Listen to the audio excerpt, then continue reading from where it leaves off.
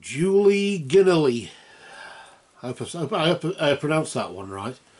Julie Ginnelly now wants a reading on relationship issues, and I thought for this one we'll use these Lanneman cards here, and in this particular case with the Lanneman you have to use a significator, or they often call this on the person card, and there's Julie there. I don't know if you can if you can just see her there, and so we'll use that as the significator, and we'll place that in the middle here. It's basically 9 cards, and this is the one in the middle. So we'll leave that just there, just for now, and we'll just shuffle the rest of the cards, and we just ask for the truth on behalf of Julie Ginnelly concerning relationship issues. We ask for guidance and insight here in the name of truth, right conduct, peace, love and non-violence. Blessed be to the truth always. And then we'll deal every 3rd card here. Normally you can just go along there, but I'm going to do every 3rd card. I don't know why, I just feel like it. Usually, as I say, it's just one off the top, you know, just 1, 2, 3 and so on, so forth as whatever normal is. But I've just thought I'm going to do the 3. Change is as good as a rest, I suppose, isn't it? And then we just deal. We don't deal that one there, because that one's already dealt, isn't it? So that one's already there. So we put one there, and then just these other 3 underneath. Now I don't know if you can see these here, so we'll make it so you can, I suppose. So there we go.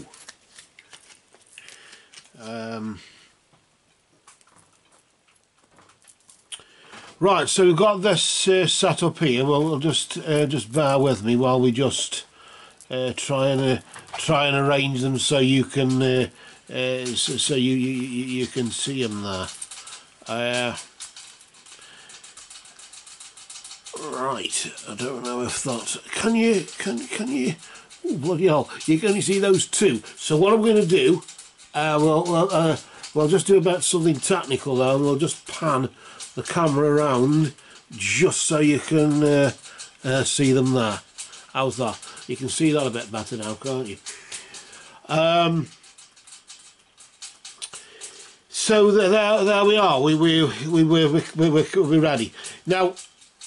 You could say the centre row there. We've got 3 columns, but I don't know about that so much. But the centre row, I suppose, there's the past, present, and future.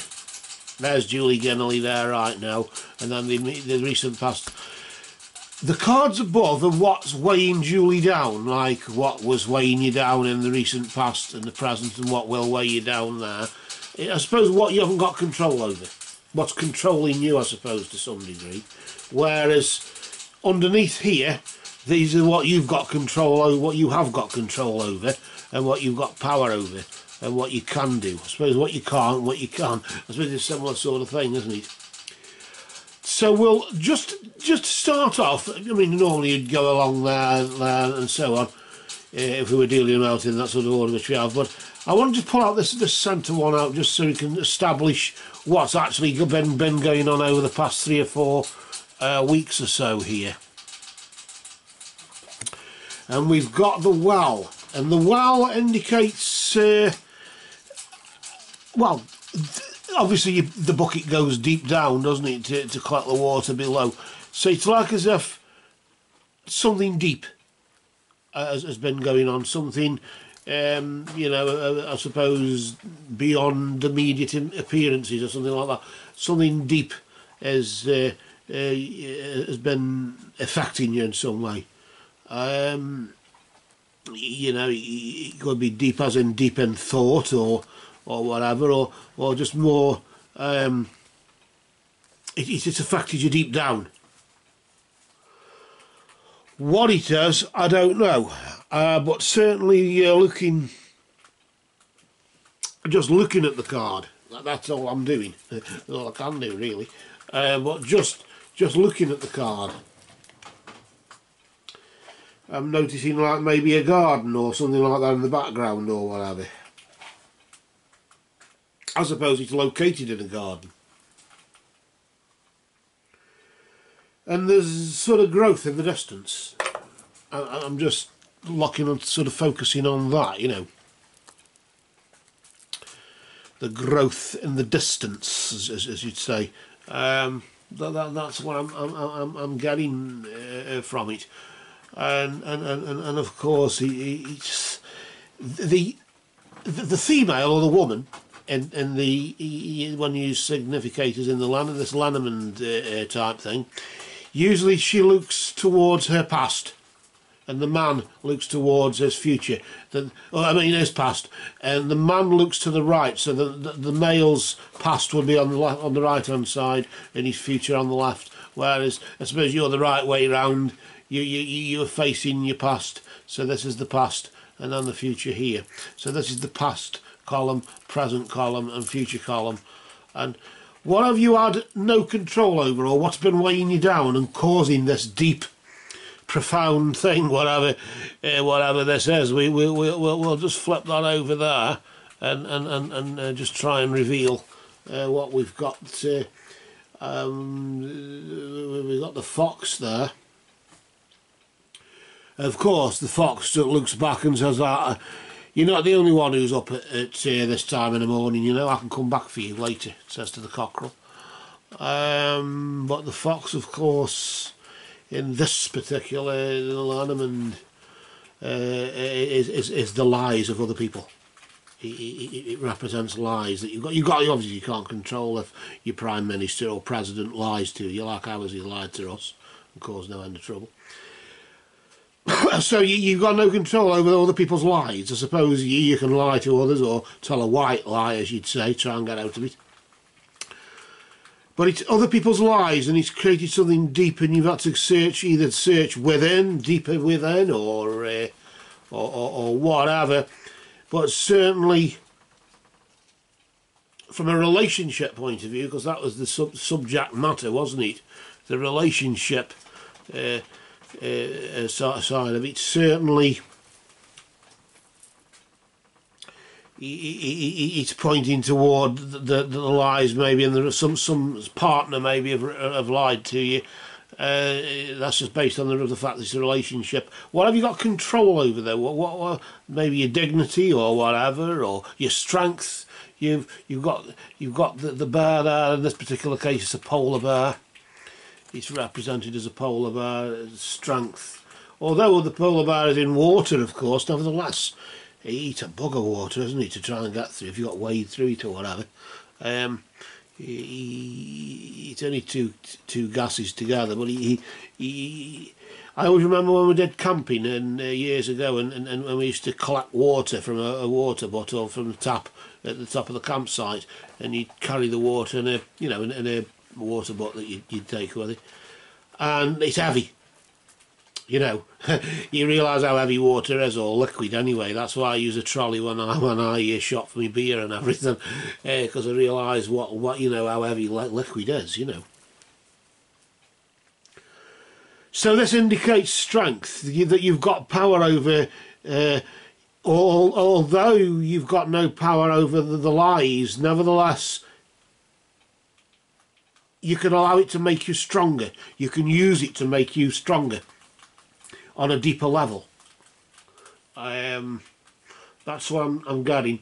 What right now, of course, with you here, what's weighing you down right now though? Although the lies there weighing you down, you got the fish there, money, obviously money issues, financial issues there. I suppose it's the Pisces, I don't know what it is, but the fish symbolise money. This tends to call it the King of Diamonds. I suppose, yes, that would be appropriate if you want to relate that Lanneman version, or the Lanneman, the fish, to that's one that's probably right out of all the others that are pig's ears.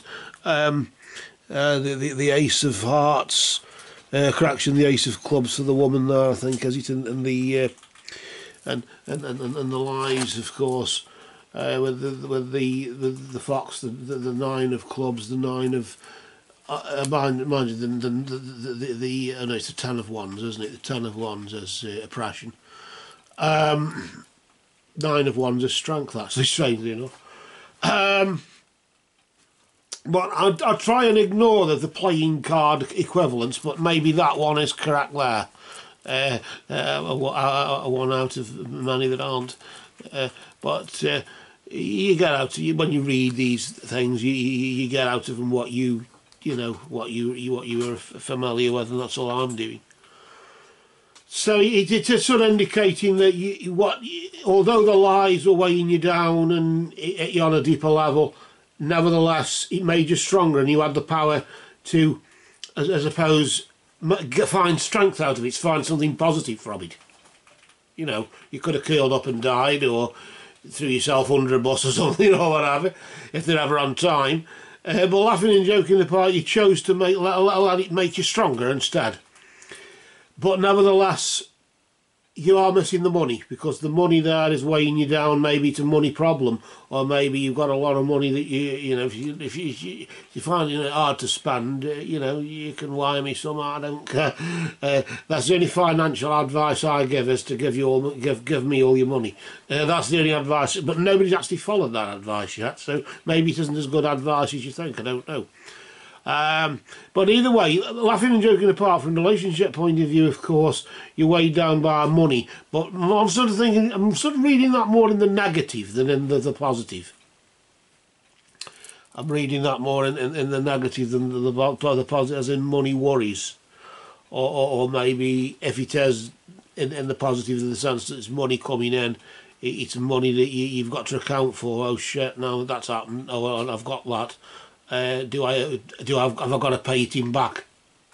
Is he going to start coming knocking on my door asking for my money back, or his money back that he gave to me? Because if it's gifted, then of course you could use that argument, of course. I can't try and do. But laughing and joking apart, what have you got? What can you do about it? You can find strength in the lies that have. Recently you've had no control over, of course, because it's external. I suppose you could say that's external, and that is internal, isn't it?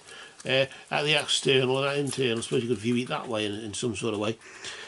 So for internal, well, you've got the message there, and of course it's usually the known as the letter, isn't it, which is the sealed letter, or the written word is often. You've got power to maybe put something in writing, literally. Maybe that's what you've got to do, put something in writing about the money. Or maybe that is a message that you've received, but you've got power over it. You can read it, and you've got power over it. If it's a windfall, I don't know, a windfall of income, but I'm sort of focusing on more money worries, and it's. But nevertheless, although you've got the money worries and you can't control what the monetary issue is in the economy that's around you, and what the politicians or whatever do with the economy, you can nevertheless put something in writing and express yourself. I'm sort of getting as though maybe you've received a letter right now. You have literally received communication regarding money, regarding the monetary issue. Maybe it's him asking you for his money back, and he's doing it through a lawyer, or he's sending it. It could be a text message, it could be something as simple as that. But what's the immediate future, potentially? If this is negative, it could potentially be positive, in the sense that forewarned is forearmed. But that's as good as it gets, as I always say. Communication. We've got the birds. That's a positive-ish sort of thing, isn't it, going on there? In the sense that, I suppose, although the communications have been just net lies and damn lies and all that sort of thing, that hit you on a deeper level. Maybe you kind of just didn't think he'd do that, or he'd say that, or whatever. But it's hit you on a deeper level, but nevertheless you found strength in that. And you've got power over either the message, you're able to put something in writing yourself, or you've got power over the message that you've received concerning the money issue that you haven't got power over. Either way, there's going to be communication. So if I'm sort of going, maybe it's you that's writing the message, sending the text message or writing the letter, because there's going to be communication later on.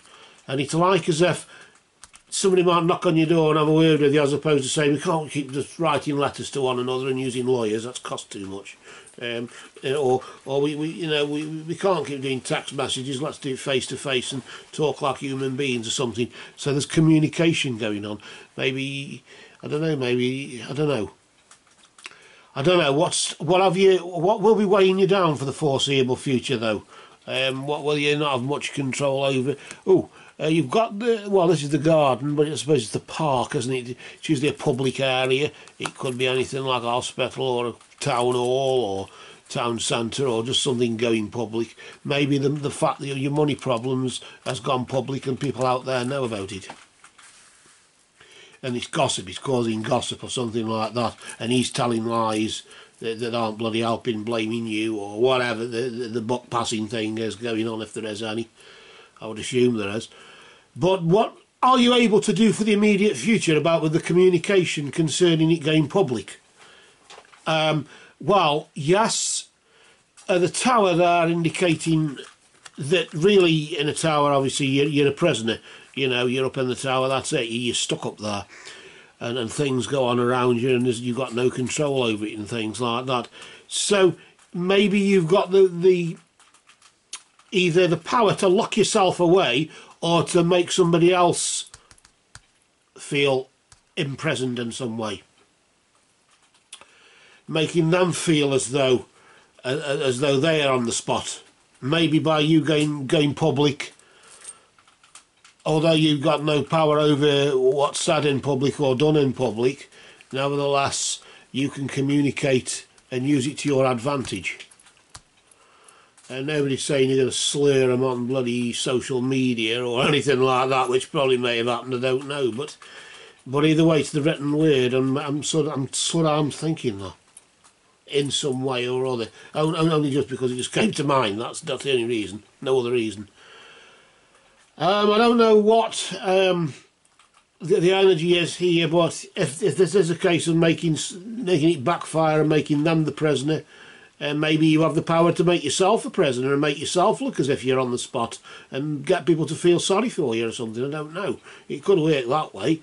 But I'm sort of going as though you're putting them on the spot and making them a prisoner, or whoever it is who's lied, I sent it to him, and whoever it is has lied and give you the power, the strength. It's giving you the strength to put something in writing and fight your corner because of a monetary thing going on. Well, you know, he gave me the money or whatever, or he does. I don't owe him any money at all. Here's the proof. I'm going to go public and show everybody so they know.